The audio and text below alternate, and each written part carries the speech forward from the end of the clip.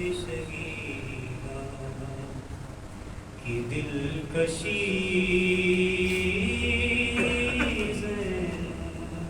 محمد والے محمد صلی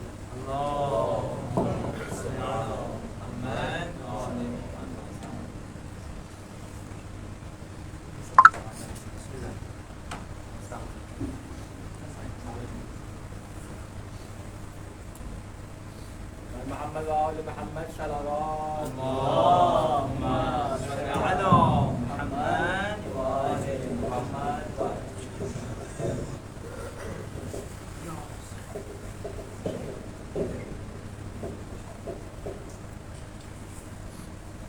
بارے دیگر نعرہ صلوات اللهم صل على محمد وآل محمد. رحم الله القرآن.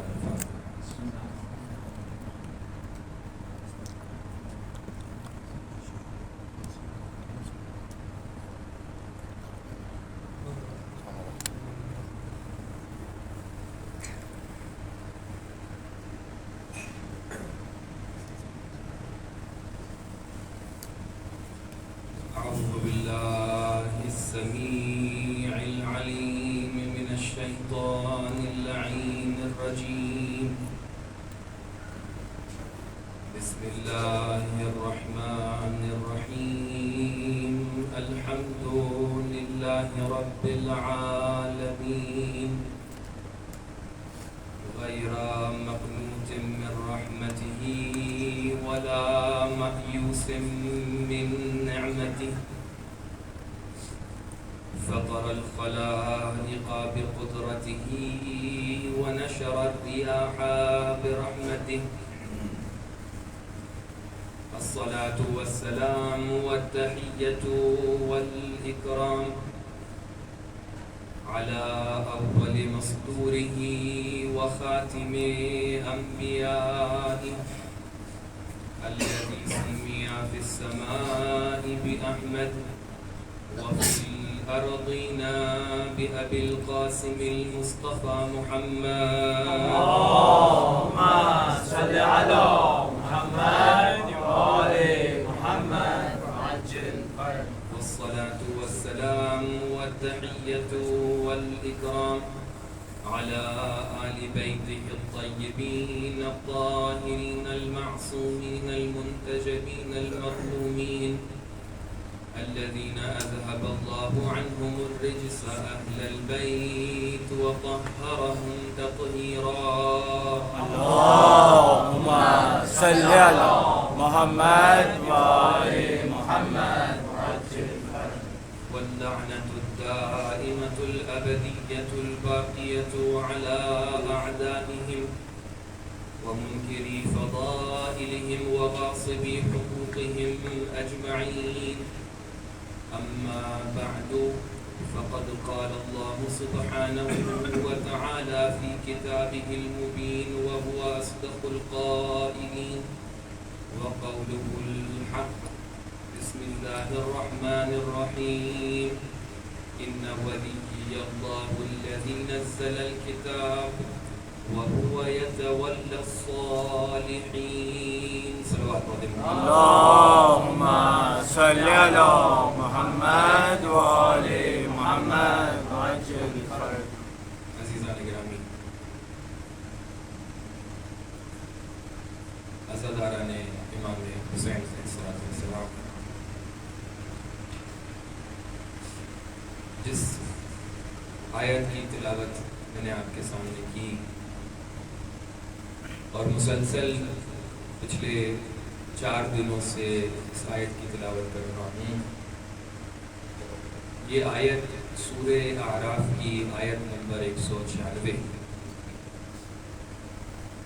جس میں ارشاد باری تعالیٰ ہو رہا ہے کہ ان ولی اللہ. یہ پیغمبر کی زبانی بات بیان ہو رہی ہے کہ میرا ولی پروردگار ہے اللہ سبحانہ و تعالی، اور اس کی صفت یہ ہے کہ اس نے کتاب کو نازل کیا اور وہ صالحین کو ولایت عطا کیا کرتا ہے۔ یقیناً اس آیت کا انتخاب اس لیے کیا اور اس کے ضمن میں متعدد موضوعات پر گفتگو کی کیونکہ یہ وہ آیت ہے کہ جس کو امام حسین علیہ السلام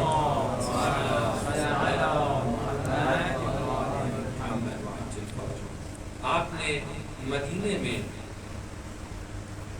اپنے قیام کے اہداف و مقاصد کو بیان کرتے ہوئے جو متعدد بیانات ارشاد فرمائے، کبھی محمد حنفیہ سے وصیت کی، کبھی دیگر افراد سے وصیتیں کی، کبھی کچھ خطبات ارشاد فرمائے، تو انہی کے درمیان آپ نے اس آیت کو بھی بیان کیا۔ یہ باتیں گزر چکی کہ ایک مقصد کے تحت اس آیت کی تلاوت ہوئی، اور وہ مقصد یہ ہے کہ جس چیز کی کمی امام محسوس کر رہے تھے وہ ولایت تھی۔ اس ولایت کی اتنی اہمیت کہ انسان کے تمام اعمال اور حتیٰ انسانوں کے کردار اس پر دائر مدار ہیں، اسی لیے اس موضوع کا انتخاب کیا۔ اور اس موضوع کے حوالے سے آپ کے سامنے یہ بھی عرض ہوا کہ یہ ولایت یہ ایک اس طریقے کا قرب ہے کہ جس طریقے سے سورج اور اس کی کرنوں میں رابطہ ہوا کرتا ہے۔ سورج اور اس کی کرنوں کا رابطہ ایسا ہوتا ہے کہ جہاں پر کرنوں کے ہاتھ میں یہ اختیار نہیں ہوتا ہے کہ وہ منع کر دیں کہ ہم سورج کی طرف نہیں جانا چاہتے، ان کے ہاتھ میں یہ اختیار نہیں ہوتا ہے کہ وہ کہتے ہیں ہم سورج سے تعلق نہیں رکھنا چاہتے۔ شاید اسی لیے قرآن کے اندر اللہ تبارک و تعالیٰ ارشاد فرماتا ہے کہ نحن اقرب الیہ من حبل الورید، اے انسان تو جتنا بھی انکار کرنا چاہے انکار کر، لیکن میں پروردگار کی ذات انسان کے اتنے قریب ہے کہ جتنی اس کی شہرگ حیات بھی نہیں۔ تو لہٰذا یہ رابطہ ایسا رابطہ ہے، یہ تعلق ایسا تعلق ہے، یہ قرب ایسا قرب ہے کہ جس کے اندر ہمارے پاس کوئی اختیار نہیں ہے۔ بالخصوص جب ہم ولایت کے تیسرے معنی کو مد نظر رکھیں کہ جو آپ کے سامنے مجلسوں میں عرض ہوا، تو لہٰذا یہاں پر ایسا نہیں ہے کہ ہم کہہ دیں کہ ہم اللہ تعالیٰ کی ولایت کو نہیں ماننا چاہتے۔ یہاں پر ایسا نہیں ہے کہ ہم کہتے ہیں کسی بھی چیز کے مسئلے میں جو اللہ تعالیٰ کی صفات ہیں، جو اللہ تعالیٰ کی ذات ہے، اس کے متعلق آپ دیکھیں تو کہیں پر یہ گنجائش نہیں ہے کہ کوئی کہے کہ نہیں ہم اللہ تعالیٰ سے وجود حاصل نہیں کرنا چاہتے۔ کوئی دوسرا نظام نہیں، دوسرا نظام عدم کا نظام، وہاں سے انسان کچھ حاصل نہیں کر سکتا۔ منشأ خیر اور منشأ وجود کون ہے؟ پروردگار۔ لیکن جہاں پر قرآن میں اللہ تعالیٰ کی ولایت کے سلسلے سے تذکرہ ہوا، جہاں پر قرآن میں بار بار اللہ تعالیٰ کے اولیاء کا سلسلہ ہوا اور اللہ تعالیٰ نے اپنی ولایت کے مظاہر کو گنایا، وہیں پر اللہ تعالیٰ نے ولایت شیطان کو بھی گنایا اور کہا کہ وَمَن يَتَّخِذِ الشَّيْطَانَ وَلِيًّا، کہ اگر کوئی شیطان کو اپنا ولی بنائے تو وہ اس طریقے سے، اگر کوئی شیطان کو ولی بناتا ہے، تب بہت سے مقامات پہ تعبیر کیا ہے کہ شیطان اور اس کی نسل سے جو لوگ ہیں اس کو ولی بنائے تو اس کا حشر یہ ہوگا۔ عجیب کیفیت ہے، اس پہ جب انسان سوچتا ہے تو ایک عجیب کیفیت رہتی ہے۔ اگر ممکن ہے تو یہ اس کا ایکو تھوڑا سا کم کروں، آواز کافی گونج رہی ہے، دو ثانیے سے بول کر سکتے۔ تو شیطان کی ولایت کا بار بار تذکرہ ہو رہا ہے کہ شیطان کی بھی ایک ولایت ہوتی ہے، اس کے کچھ اولیاء ہوتے ہیں، وَإِنَّ الشَّيَاطِينَ لَيُوحُونَ إِلَىٰ أَوْلِيَائِهِمْ، حتیٰ یہ سسٹم جو پروردگار نے اپنے انبیاء کے درمیان قائم کیا کہ وحی کے ذریعے سے اپنی باتوں کو پہنچاتا تھا، شیطان کے پاس بھی کچھ مشابہ سسٹم تھا، وہ بھی وحی نازل کیا کرتا ہے اپنے اولیاء کی طرف سے۔ عجیب کیفیت ہے، جب اللہ تعالیٰ کہہ رہا ہے کہ ولایت مطلقہ طور پہ سوائے اللہ تعالیٰ کے اور کسی کی نہیں ہے، تو پھر کیسے ممکن ہے کہ اللہ تعالیٰ کے علاوہ بھی کسی کے پاس ولایت ہو؟ کیسے ممکن ہے؟ کیا یہاں پر دو نظام چل رہے ہیں؟ کیا یہاں پہ کوئی اور نظام ہے کہ جو ہم کہیں ایک طرف نظام الہی چل رہا ہے اور ایک طرف نظام شیطانی چل رہا ہے؟ اللہ تعالیٰ تو اس بات کا انکار کر رہا ہے نا، لو کان فیہما آلہۃ الا اللہ، یعنی یہاں پر دو نظام نہیں چل رہے، نظام ایک ہی نظام۔ تو پھر شیطان کے پاس ولایت کہاں سے آ رہی ہے؟ پھر شیطان کے پاس وہ اختیار کہاں سے آ رہا ہے؟ پھر شیطان کے پاس اتنی قدرت کہاں سے آ رہی ہے کہ وہ لوگوں کو بہکانے تک کی قدرت رکھ سکتا ہے؟ تو اگر اس کے اوپر غور کیا جائے تو سوائے ایک جواب کے اور کوئی جواب ذہن میں نہیں آتا کہ اللہ تعالیٰ نے جس طریقے سے اپنی ولایت کو قائم کیا ہے، جس طریقے سے اپنی ولایت کو بنایا ہے، اپنی ہی اجازت سے شیطان کو بھی یہ اجازت دی ہے کہ تو اپنی ولایت کا نظام قائم کر سکے۔ اور یہ بھی اللہ تعالیٰ کی خلقت کے عجائب میں سے کہ جہاں پر اللہ تعالیٰ شیطان کو یہ اجازت دے رہا ہے کہ روز قیامت تک کہ تجھے حیات بھی دی، تجھے قدرت بھی دی، اور تجھے وہ سسٹم عطا کر دیا کہ تو اپنے جتنے بھی تیرے اولیاء ہیں ان کے ساتھ تو ایک رابطہ برقرار کر سکے۔ مقصد کیا ہے؟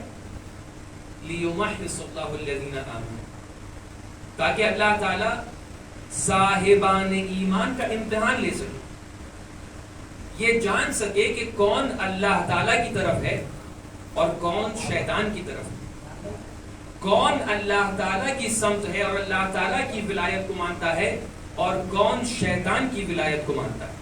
اب یہاں پہ جب میں شیطان کی بات کر رہا ہوں، آپ مستحضر ہیں اس بات سے کہ شیطان ایک صفت ہے، ابلیس نام ہے۔ بہت سے مقامات پہ شیطان اور ابلیس قرآن کے اندر مشترک طور پہ استعمال ہوا ہے، لیکن شیطانی صفت کی بات ہو رہی۔ معلوم یہ ہوا کہ جب ہم نے قرآنی آیتوں کو جا کر دیکھا تو ہم نے کیا دیکھا کہ یہاں پر دو نظام قائم ہیں۔ ایک وہ نظام ہے کہ جہاں پر اللہ تعالیٰ کہہ رہا ہے میری ولایت کے مظہر، میرے اولیاء، میرے انبیاء، میرے رسل، اور دوسری سمت شیطان کی ولایت کی گفتگو ہو رہی ہے، دوسری سمت شیطان کے اولیاء ہیں، دوسری سمت شیطان کی ولایت کے مظاہر۔ لیکن جب قرآن میں دیکھا تو کوئی تیسرا راستہ نظر نہ آیا۔ جتنا بھی دیکھا یا تو اللہ کی ولایت اور اللہ کی ولایت کے مظہر نظر آئے، یا پھر شیطان اور شیطان کی ولایت کے مظہر نظر آئے۔ کبھی اگر یہ کوشش کی کہ کوئی درمیانی راستہ نکال لیں، اللہ والے بھی بن جائیں اور شیطان کو بھی ناراض نہ کریں، تو کہا یہ کیفیت نہیں ہو سکتی۔ قرآن کے اندر دو راستے ہیں واضح طور پہ، یا تم اللہ والے ہو یا تم شیطان والے ہو، یا تم اللہ کی ولایت کو قبول کرتے ہو یا تم شیطان کی ولایت کو قبول کرتے ہو۔ معلوم ہوا اللہ تعالیٰ نے اس بات کو واضح کر دیا کہ اگر تم نے اللہ تعالیٰ کی ولایت کو قبول کیا تو اللہ تعالیٰ نے یہ تمام تر نظام جو بنایا ہے، وَسَخَّرَ لَكُمُ الْأَرْضَ، اور یہ پوری زمین اور آسمان اور جتنی مخلوقات ہیں یہ تمہارے لیے مسخر کر دی ہیں، اس کائنات کو خلق کیا ہے تمہارے لیے۔ معلوم ہوا جو کوئی بھی اللہ کی طرف رہا، اللہ کی ولایت میں رہا، اللہ کی ولایت کے مظاہر کو مانتا رہا، اللہ تعالیٰ اس کے تمام تر اعمال کو قبول کر لے گا۔ ارشاد باری تعالیٰ کیا ہو رہا ہے کہ اللہ ولی الذین آمنوا، اللہ تعالیٰ مؤمنین کا ولی ہے، لیکن کرے گا کیا؟ یخرجہم من الظلمات الی النور۔ اب اگر تم تمام تر ظلمات کے اندر گھرے رہو گے تو تمہیں حر صفت بنا دے گا، نرغے آدھا سے نکال کر حسین جیسے نور تک کے پہنچا دے گا۔ لیکن اگر تم نے ولایت الہی کو نہیں مانا، اگر تم نے ولایت شیطانی کو مانا تو تمہیں ابن ملجم صفت بنا دے گا. جمل میں رکاب امیر المومنین میں ہوگے لیکن اپنی زندگی کے آخر میں قاتل حجت خدا بن جاؤ گے. تو بیچ کا کوئی درمیانی راستہ نہیں ہے عزیزوں. یا تو ہم اللہ والے ہیں یا پھر ہم اللہ کے اگینسٹ ہیں. کوئی درمیانی راستہ نہیں ہے. ہم یہ چاہیں کہ نہیں ہم دونوں طرف کو راضی کر لے چلیں. ہم یہ چاہیں کہ ادھر والے بھی راضی ہو جائیں اور ادھر والے بھی راضی ہو جائیں. مسئلاتیں الگ ہوتی ہیں لیکن حقیقت کی جہاں پہ گفتگو ہو وہاں پر ہم یا صلوات پڑھتے ہیں محمد والے محمد.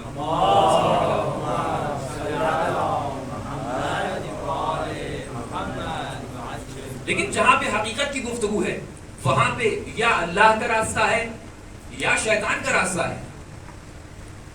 یہاں پر اگر اس بات کو سمجھنا ہے کہ ولایت شیطان کا کیا کانسیپٹ ہے تو پچھلی مجلسوں میں آپ کے سامنے اس بات کو عرض کیا کہ اللہ تعالیٰ کی جو سنتیں ہیں, اللہ تعالیٰ کی جو سیرتیں ہیں, جو سنن الہی ہیں, اس میں سے ایک سنت کیا بیان کی تھی کہ اللہ تعالیٰ ہدایت کرتا ہے.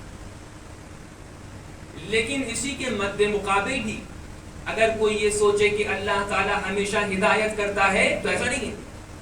کبھی کبھی اللہ تعالیٰ اضلال بھی کر دیتا ہے, یعنی گمراہ کر دیتا ہے. آپ کہیں گے بھائی اللہ تو بہت اچھی ذات ہے. ہو سکتا ہے کہ ہمارے چھوٹے بھائی جو یہاں پر موجود ہیں ان کے ذہن میں سوال ہے کہ اللہ تعالیٰ کی ذات تو بہت اچھی ذات ہے, وہ آخر کسی کو گمراہ کیوں کرے گا؟ اللہ کا کام تو ہدایت کرنا ہے. لیکن عزیزو یہاں پر جب ہم کہتے ہیں کہ اللہ تعالیٰ نے اضلال کیا یعنی اللہ تعالیٰ نے گمراہ کیا, جس کو اللہ چاہے ہدایت کر دے, جس کو اللہ چاہے گمراہ کر دے, تو یہ گمراہ کرنے کا مطلب یہاں پر یہ نہیں ہے کہ اللہ تعالیٰ آپ کا ہاتھ پکڑ کے آپ کو کھائی میں ڈال دیتا ہے. نہیں, ایسا نہیں ہے کہ اللہ تعالیٰ آپ کو ڈھکیل دیتا ہے آپ گر جاتے ہیں. ایسا نہیں ہے کہ اللہ تعالیٰ آپ کو غلط راستے پر لے جاتا ہے. اگر ہم اس معنی کو قبول کر لیں تو ہم جبر کے قائل ہو جائیں گے. ہم جبر کے قائل نہیں ہیں, بلکہ بات یہاں پہ کچھ اس طریقے سے ہے کہ انسان کے اعمال اس کو اس مرحلے تک کے پہنچا دیتے ہیں کہ اللہ تعالیٰ اپنی ہدایت کے سلسلے کو روک لیتا ہے. اب جیسے ہی اگر فرض کریں کوئی انسان ایک پہاڑ کے اوپر چلتا چلا جا رہا ہے, اللہ تعالیٰ نے انسان کو اس زندگی میں ترقیوں کے لیے بنایا ہے. انسان اپنی زندگی کا ہر لمحہ جو بسر کر رہا ہے وہ ترقیوں کی طرف جا رہا ہے. ترقیوں کی مثال کیا ہے کہ انسان ایک پہاڑ پہ چلتا چلا جا رہا ہے. یہ پہاڑ بلندی کی سمت جا رہا ہے. جتنا جتنا انسان اوپر جانا چاہے اس کے ہاتھ میں کوئی نہ کوئی رسی ہونا چاہیے, اس کے ہاتھ میں کوئی نہ کوئی ایسا سہارا ہونا چاہیے کہ جس کو یہ پکڑ کر پہاڑوں کی چوٹیوں تک کے چلتا چلا جائے. معلوم یہ ہوا کہ ہم اگر یہ چاہیں کہ اس انسان کو اس پہاڑ سے نیچے گرا دیں تو ہمیں کچھ اور زحمت کرنے کی ضرورت نہیں ہے, بلکہ وہ سہارا جو ہم نے ابھی تک کے اس کو دیا تھا اگر اس سہارے کو ہٹا لیں تو یہ انسان خود بخود گر جائے گا. تو یہاں پر اللہ تعالیٰ کسی کو گمراہ نہیں کر رہا ہے بلکہ اللہ تعالیٰ اپنی ہدایت کے سامان کو ہٹا دیا کرتا ہے. اب سمجھ میں آیا کہ اللہ تعالیٰ نے نعمتوں پہ نعمتیں دی, تمہیں ائمہ کی نعمت دی, تمہیں معصومین کی نعمت دی, اور یہ بھی بتا دیا کہ دیکھو یہ حبل اللہ ہے, یہ وہ رسی ہے کہ جو تمہاری زندگی میں ترقیوں تک کے پہنچانے کے لیے سہارا ہے. اگر تم نے ان نعمتوں کو مانا اور ایکسپٹ کیا تو اللہ تمہیں ترقیاں دیتا جائے گا. اگر اس رسی سے دور ہو گئے تو اللہ تعالیٰ کی گمراہی میں شامل ہو جاؤ گے. تو عزیزان گرامی یہاں پر کیفیت کیا ہے کہ یہاں پر اضلال یعنی گمراہ کرنے کی کیفیت یہ ہے کہ عدم ہدایت ہے. جیسے ہی ہدایت کے سامان کو ہٹایا انسان خود بخود گمراہ ہو جاتا ہے. ولایت کا مسئلہ بھی کچھ اس طریقے سے, ولایت الہی اللہ تعالیٰ خاص نظر کر رہا ہے اس کے اوپر کہ جو ولایت الہی کے راستے میں. لیکن جہاں پر ولایت شیطانی کی بات آ رہی ہے وہاں پر کیا کہہ رہا ہے کہ وَمَن يَتَّخِذِ الشَّيْطَانَ وَلِيًّا, یہ کہہ رہا ہے کہ ہم کسی کے لیے شیطان کو ولی مقرر کر رہے ہیں. نہیں، بتانا یہ چاہ رہا ہے کہ دیکھو ولایت الہی کا اعطا کرنے والا ہمیشہ خدا کی طرف سے ہوتا ہے. جس طریقے سے ولایت کا مظہر بھی خدا کی طرف سے طے ہوتا ہے، یہ خود انسان ہوتے ہیں جو جمع ہو کر ایک چھت کے نیچے اپنے لیے ولی طے کر لیا کرتے ہیں. عزیزوں، دو راستوں کے علاوہ کوئی اور راستہ نہیں ہے. یا ہم اللہ کے راستے پر ہیں یا ہم شیطان کے راستے پر ہیں. کیا کہا جا رہا ہے؟ کہا یہ جا رہا ہے کہ کچھ تو اچھائیاں بھی ہوں گی زندگی میں. کہا یہ جا رہا ہے کہ یہ کردار ہیں، یہ کردار ہیں، اور یقیناً کچھ نہ کچھ اچھائیاں تو کی ہوں گی. صاحبان علم کا مجمع جو اچھائیاں کی ہوں گی اس کو سراہیے، اور جو برائیاں کی ہیں اس کو شاید کہنا یہ چاہ رہے ہیں کہ بخش دیجیے. عزیزوں، یہاں پر یہ ایک ایسی وادی ہے، یہ ولایت کا راستہ ہے. یہاں پہ درمیانی راستہ نہیں ہوا کرتا. یا تم اللہ کی ولایت میں ہو یا تم اللہ کی ولایت میں نہیں ہو اور شیطان کی ولایت میں ہو. اگر اللہ کی ولایت میں ہو تو تمہاری زندگی کا ہر عمل مقبول ہے. اگر تم اللہ کے راستے پر نہ ہو تو اعمالہم کسراب کی منزلت ہے. عزیزوں، ایسے دیکھیں گے تو ابو لہب نے بھی کچھ نہ کچھ کام تو اچھے ضرور کیے ہوں گے، تو کیوں اللہ تعالیٰ کہہ رہے تبت یدا ابی لہب؟ ایسے دیکھیں گے تو فرعون اور نمرود نے بھی تو کتنی کشور گشائیاں کر دی، کتنی حکومتیں بنا دی، کتنے لوگوں کو رزق و روزی دی ہوگی، پھر اس کی مداحی کیوں نہیں کر رہے؟ ایسے دیکھیں گے تو شیطان جیسا، ابلیس جیسا وجود کہ جس نے ہزاروں سال رکوع کیا ہو، ہزاروں سال سجدہ کیا ہو، ہزاروں سال نمازیں پڑھی ہوں، جتنی بھی اعمال آپ سوچ سکتے ہیں اس سب کو ابلیس نے انجام دیے. لیکن ایک مرحلہ وہ آیا کہ جب اللہ تعالیٰ نے کہا کہ حجت خدا کو مانو تو ابلیس نے کہا کہ نہیں، میں خود بھی اس مقام کا لائق ہوں. معلوم یہ ہوا کہ اگر اللہ تعالیٰ نے کسی راستے کو طے کر دیا کہ دیکھو ولایت الہی کا مظہر آدم ہے یا ولایت الہی کا مظہر وہ حجت خدا ہے، تو اب جو بھی انکار کر دے اس کا حشر وہی ہوگا جو ابلیس کا ہوا. اب یہ جان لیں کہ جب نبی خدا اعلان کر رہے ہیں کہ اللہ تعالیٰ نے طے کر دیا انما ولیکم اللہ ورسولہ والذین آمنوا، جب اللہ تعالیٰ نے طے کر دیا من کنت مولاہ فہذا علی مولا، اب سامنے کوئی بھی کردار ہو، کتنے بھی اچھے اعمال ہوں، اگر ولایت الہی کو نہیں مان رہے ہو تو اس کے مخالف ہو. صلوات بر محمد و آل محمد. اللهم صل على محمد وآل محمد. دو راستوں سے زیادہ راستے نہیں. کتنے اچھے کام کرتے جائیں، دنیا میں کتنے اچھے کام ہوں، اللہ تعالیٰ ایک خط بطلان لگا رہا ہے. اعمالہم کسراب، ان کے اعمال اس روشنی کے مانند ہیں کہ جو دور سے تو روشنی دکھتی ہے لیکن جتنا جتنا قریب جائیں گے یہ ظلمتیں ہیں، تاریکیاں ہیں، روشنی نہیں. ایسا نہیں ہو سکتا کہ بالکل آپ مفہوم ہی چینج کر دیں. منشا کیا ہے کہ امام حسین علیہ السلام کا ایک قول ہے کہ جہاں پر امام حسین علیہ السلام کہہ رہے ہیں کہ اگر فلانی بھی ہوتا تو میری طرف ہوتا.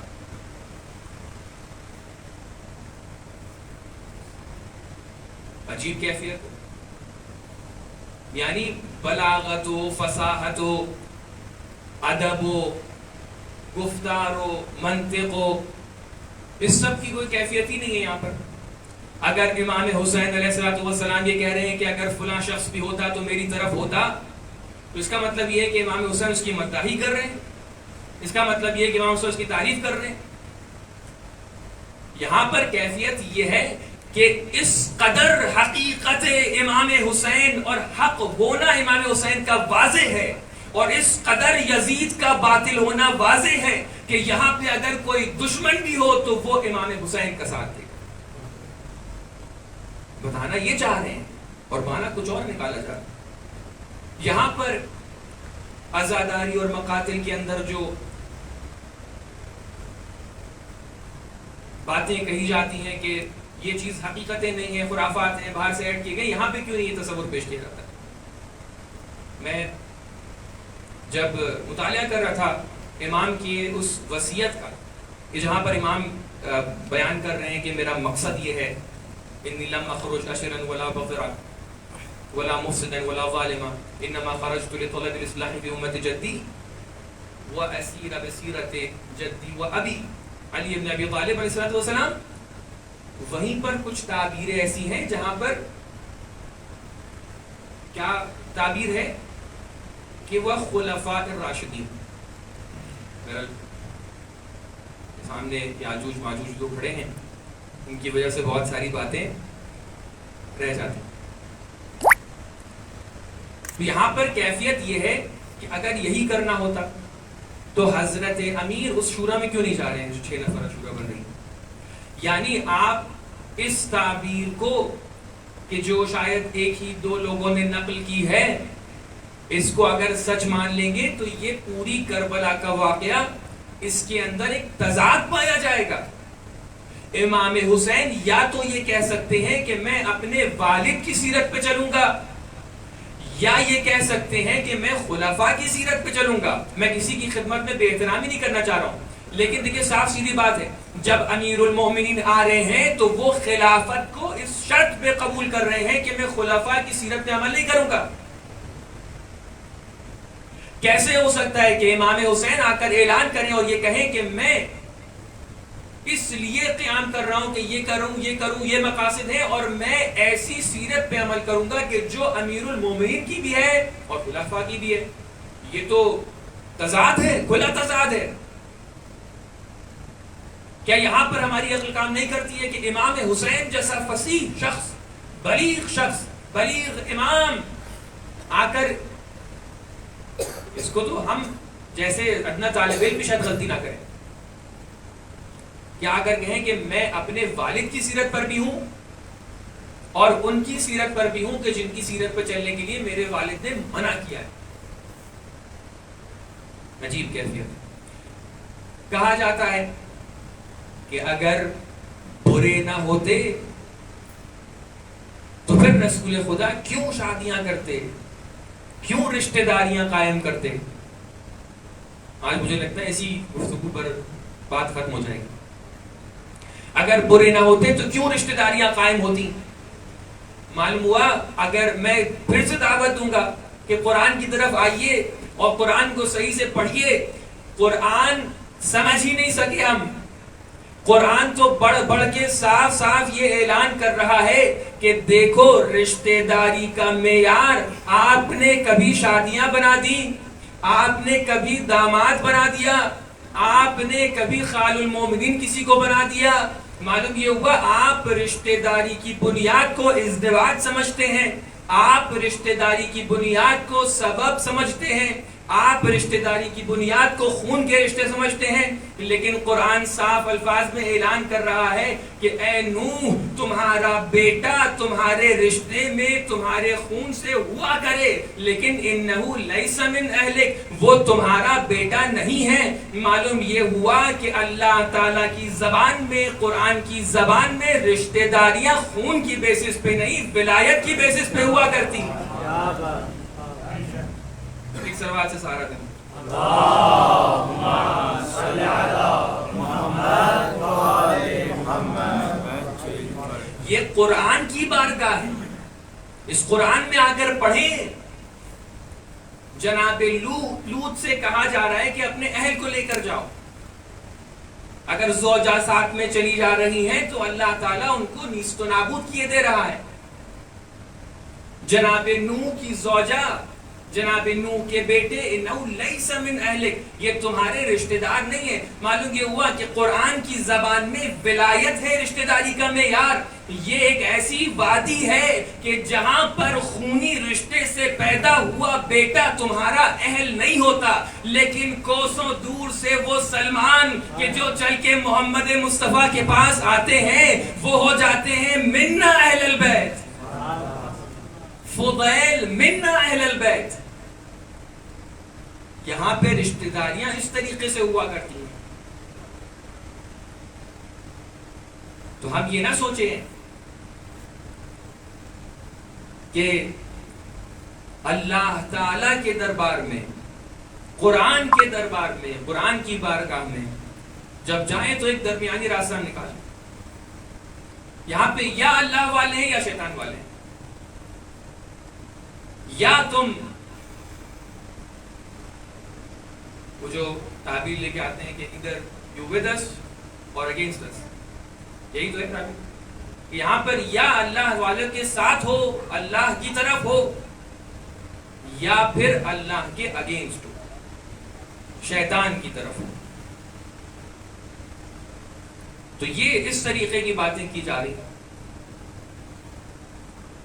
کہ یہ خوبیاں اس طریقے سے، تو پھر شیطان کی خوبیاں بھی گنائی جائیں، نمرود و فرعون کی خوبیاں گنائی جائیں، ابو لہب کی خوبیاں گنائی جائیں۔ تو لہٰذا اپنی گفتگو کو سمیٹتے ہوئے کہ ولایت کی بارگاہ میں جب جاتے ہیں، جب ولایت کی گفتگو ہوتی ہے تو کچھ یہ کیفیت رہتی ہے۔ اور ہم نے قدم قدم پہ دیکھا کہ کربلا میں اور امام حسین علیہ السلام کے مکتب میں یہ ولایت، اور اس ولایت کی کیفیت یہ ہے کہ امام حسین علیہ السلام ہر صفت الہی کے مظہر، جس صفت کے اوپر بھی ہم ہاتھ رکھتے ہیں، ہم نے ہدایت کے اوپر ہاتھ رکھا، دیکھا امام حسین مظہر الہی، ہم نے ولایت پہ ہاتھ رکھا، دیکھا امام حسین مظہر الہی، ہم نے جس صفت الہی پر ہاتھ رکھا دیکھا امام حسین، اور کربلا کے اندر ایک عجیب و غریب درس موجود ہے، عجیب و غریب کیفیت ہے کہ یہاں پر ولایت کے مظاہر دکھائی پڑتے ہیں۔ اب جہاں تک کہ اولیاء اللہ کی بات ہے وہاں تک کہ تو مظہریت ولایت کے عنوان سے تعبیر کرتے ہیں، لیکن اس کے بعد کا مرحلہ کہ جو اصحاب حسین علیہ السلام اور ہم اور آپ جیسے لوگوں تک یہ بات آتی ہے تو اس کا عنوان یہ رکھا جاتا ہے، اس کو ولایت مداری کہا جاتا ہے۔ یہاں پر بھی یہی کیفیت ہے، ہم یا تو اللہ والے ہیں یا ہم شیطان والے ہیں، اور جو شیطان والے ہوا کرتے ہیں، اب علی گفتگو اپنی جگہ پر ہے کہ جو ایمان نہیں رکھتے ہیں ان کے اعمال کا کیا ہوگا، ہو سکتا ہے کہ بہت سے اچھے کام کیے ہوں، بہرحال اس کے جواب موجود ہیں، ان کو یا دنیا میں جزا مل جائے گی، یا پھر اگر وہ ایمان نہیں لائے ہیں تو ان سے دوبارہ امتحان لیا جائے گا، ان سے ایمان ان کے اوپر عرض کیا جائے گا، ہو سکتا ہے کہ وہ مستضعف ہوں، ان تک ایمان نہ پہنچاؤ، اسلام نہ پہنچاؤ، دین نہ پہنچاؤ۔ جو بے غرض دین سے الگ ہیں اور اچھے کام کر رہے ہیں ان کی بات نہیں کر رہے، لیکن جن کے سامنے حقیقت واضح ہو چکی ہو اور پھر وہ آ کر راستے کو تبدیل کرنا چاہیں، ہم ان کی بات کریں۔ یہاں پر بھی یہی کیفیت آپ دیکھیں، علماء جو آج کے وقت کے اعتبار سے تعبیر کرتے ہیں، مقام معظم رہبری بھی جب بھی تجزیہ و تحلیل کرتے ہیں، اب بہرحال یہاں پر گفتگو سیاسی کرنا مقصد نہیں ہے، لیکن برجام وغیرہ کے مسئلے میں کیا ہوا، جتنا جتنا گورنمنٹ آگے بڑھتی گئی، لیکن جو سینس رہبر دے رہے ہیں اس ٹیم کو، وہ کیا کہہ رہے ہیں، وہ کہہ رہے ہیں کہ ہمیشہ ان کے اوپر جو ہے سوء ظن رکھو۔ عجیب کیفیت، ہو سکتا ہے کتنے اچھے کام بھی تو وہ لوگ کر رہے ہوں گے، یعنی ان کے اچھے کام جو ہیں وہ اس صورت میں ہو رہے ہیں کہ وہ اللہ والوں کی طرف نہیں ہے۔ اگر وہ اللہ والوں کی طرف ہوا کرتے تب ان کے اوپر تم جو ہے اس نے ظن کر سکتے ہو، لیکن کیونکہ اللہ والوں کے مقابل ہیں تو لہٰذا وہ اچھے کام بھی اگر کریں تو ان کے کام کو مشکوک نگاہوں سے دیکھو. علماء ہمیں سکھا رہے ہیں، مراجع ہمیں سکھا رہے ہیں. تو لہٰذا اپنی بات کو سمجھتے ہوئے مقصد کیا ہے اللہ تعالیٰ کا اس نظام ولایت کو قائم کرنے سے؟ مقصد کیا ہے کہ ہم اور آپ ولایت مدار بن جائیں. ہم اور آپ کیا بن جائیں؟ ولایت کے پیروکار بن جائیں. ہم اور آپ کیا کریں؟ ولایت کو اپنی زندگی میں سما لیں. کیسے سمائیں گے؟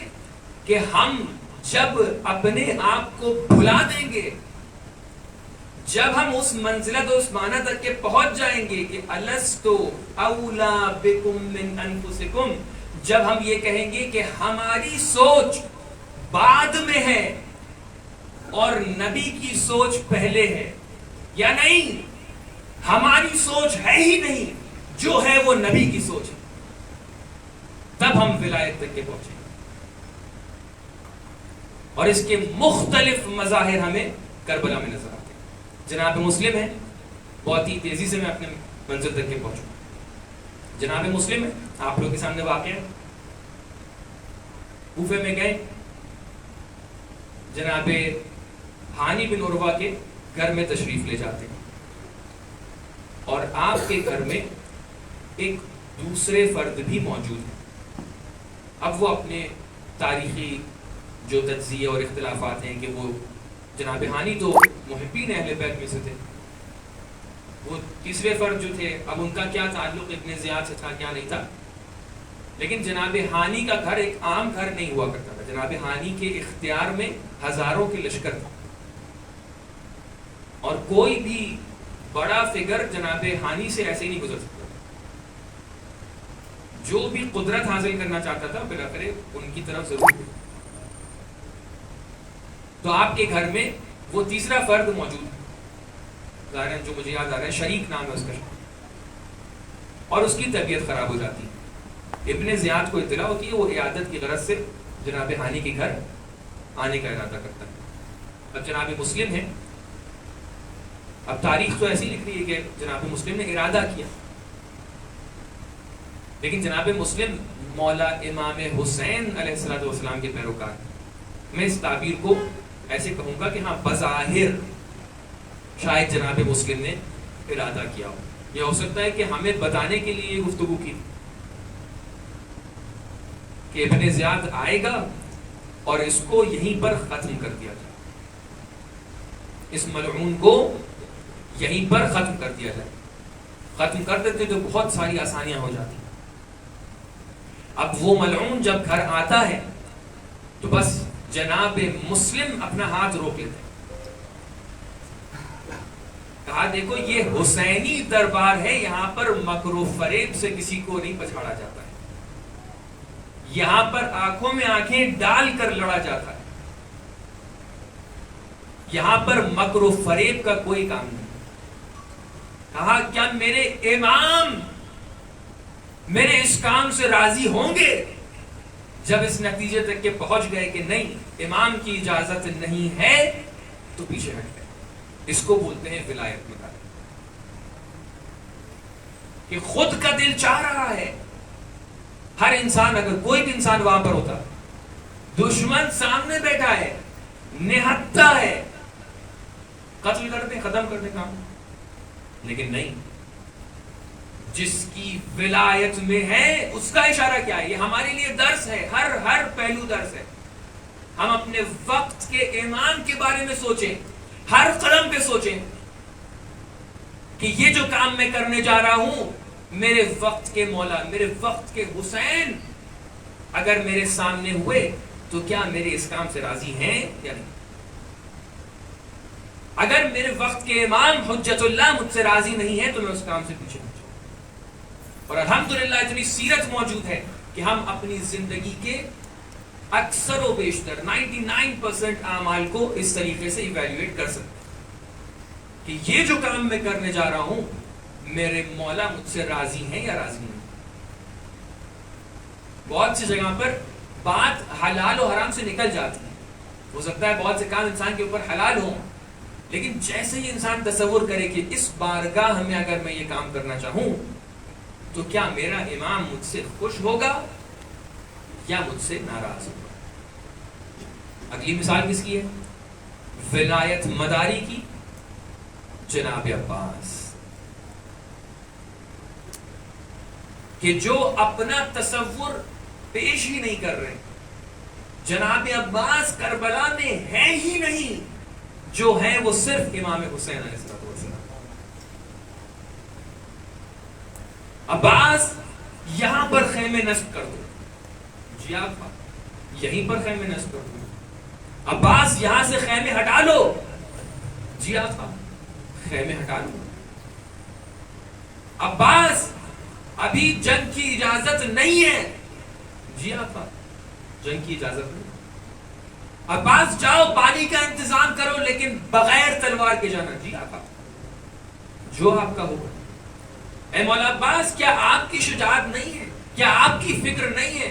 کیا آپ کا اپنے آپ میں آپ کی عزت نفس نہیں ہے؟ مولا عباس پلٹ کر یہ جواب دیں گے، دیکھو یہ مقام ولایت ہے جہاں پر انسان اپنے آپ کو بھلا دیا کرتا ہے، جو کچھ ہے وہ حجت خدا ہے.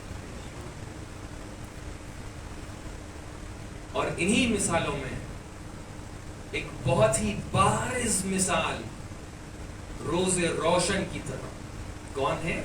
جناب زینب، کہ جو مدینے سے چلتے وقت بھی امام حسین علیہ السلام کے بنا نہیں رہ سکتے. امام حسین علیہ السلام کی روزانہ زیارت نہ کریں تو نہیں رہ سکتی. یہ ایک بھائی کی زیارت نہیں ہو رہی ہے، حجت خدا کی زیارت ہو رہی ہے. بھائی اور بہن کے رشتے اور ہوا کرتے ہیں. یہ وہ مقام ہے کہ جہاں پر اپنے بھائی کی شہادت دیکھنے کے بعد 18 بھائیوں کی شہادت دیکھنے کے بعد جب اس سے سوال کیا جائے تو آپ فرماتی ہیں ما رأیت الا جمیلا. اسی لیے ہم کیا دیکھتے ہیں کہ یہاں پر بھی ماں ہیں، 2 بچوں کی ماں ہے. مقاتل میں ملتا ہے کہ اور بھی بچے آپ کے موجود تھے، لیکن جو مشہور ہے کہ جناب اون جناب محمد. لیکن یہاں پر ماں کی مامتا سامنے نہیں ہے، حجت خدا کی طرف نگاہ کہ اے بھائی میرے بچوں کو جنگ کرنے کی اجازت دے دو. ہاں جی، تو میں نے آپ کی زحمتوں کو ختم کیا. اے بھائی اون محمد کو لڑنے کی اجازت دے دو. عجب نہیں امام حسین علیہ السلام نے کہا ہو کہ اے بہن میں کیسے ان بچوں کو لڑنے کی اجازت دوں کہ جو ابھی تک کے جوان بھی نہیں ہوئے. لیکن یہ بہن ہے جو چاہتی ہے کہ عبداللہ کی امانتوں کو امام حسین پر سے صدقہ کر دے. اب مقاتل آپ کے سامنے ہیں. ایک مرحلہ وہ آتا ہے کہ جہاں پر امام حسین علیہ السلام اجازت دے دیتے ہیں. پوری جنگیں آپ کے سامنے ہیں، مصائب آپ سن چکے ہیں. بس 2-4 باتیں اور آپ کی زحمتوں کو ختم کرتا ہوں. مولا حسین خوب دشمنوں کو واصل جہنم کیا ہوگا، لیکن ایک مرحلہ وہ بھی آیا ہوگا کہ جب اون محمد شہادت کی سمت جا رہے ہوں گے، ایک مرتبہ شہید ہو گئے ہوں گے اور مولا کو آواز دی ہوگی. لیکن میں جب اس مقتل کو پڑھتا ہوں تو میرے دل میں ایک بات بار بار گونجتی ہے. میں کہوں گا اون محمد ساتھ میں شہید ہو گئے. اون محمد کے بھائی تھے، محمد اون کے بھائی تھے. ایک بھائی نے دوسرے بھائی سے سبقت نہ لی، ایک بھائی کے بعد دوسرا بھائی باقی نہ رہا. دونوں بھائی ساتھ میں شہید ہو گئے. لیکن اسی کربلا پہ 2 بھائی اور تھے جن میں سے ایک بھائی گیا اور نہر فرات پر اپنے دونوں بازوؤں کو قلم کرایا. اے بھائی تمہارے بعد حسین کی کمر خم ہو گئی. ارباب عزا اس طریقے سے تاریخ نے لکھا ہے کہ جب جناب ہاجر جناب اسماعیل کی قربانی کا مرحلہ آیا تو جناب ابراہیم نے جناب ہاجر سے کہا کہ تم میرے بیٹے اسماعیل کو تیار کر دو، خوب زیبا لباس پہنانا، آنکھوں میں سرما لگا دینا، میں ایک دوست سے ملاقات کرانے لے جا رہا ہوں۔ یہاں پر ماں کو یہ نہیں پتا کہ میرا بچہ قربانی کے لیے جا رہا، اور اس کے بعد اسماعیل کو قربانی گاہ میں لے کر جاتے ہیں، اور اس کے بعد کی تاریخ آپ کو معلوم ہے۔ اللہ تعالیٰ نے یہ ذبح عظیم ابراہیم سے قبول کی، لیکن آپ یہ جانتے ہیں نا کہ اس چھری کا نشان اسماعیل کی گردن پہ رہ گیا تھا۔ جب اسماعیل گھر میں واپس آئے تو اس ماں نے جب اپنے بچے کی گردن پہ چھری کا نشان دیکھا اور جب اس کو معلوم ہوا کہ کیا ہو گیا تو یہ ماں ایک مرتبہ بے ہوش ہو گئی۔ تاریخ نے یہ لکھا ہے کہ یہ ماں اس واقعے کے بعد 2 یا 3 دن زندہ رہی اور اس کے بعد اس دنیا سے چلی گئی۔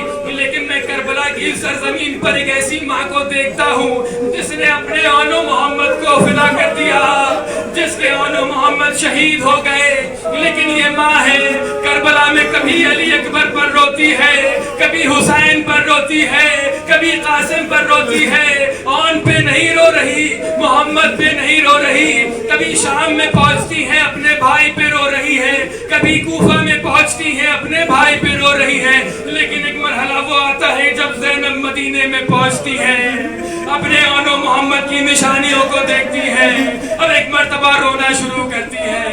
ہائے میرے آن، ہائے میرے محمد، کیسے ظالموں نے تمہیں شہید کر دیا۔ الا لعنت اللہ علی القوم الظالمین وسیعلم الذین ظلموا ای منقلب ینقلبون۔ ماتم حسین۔ کیا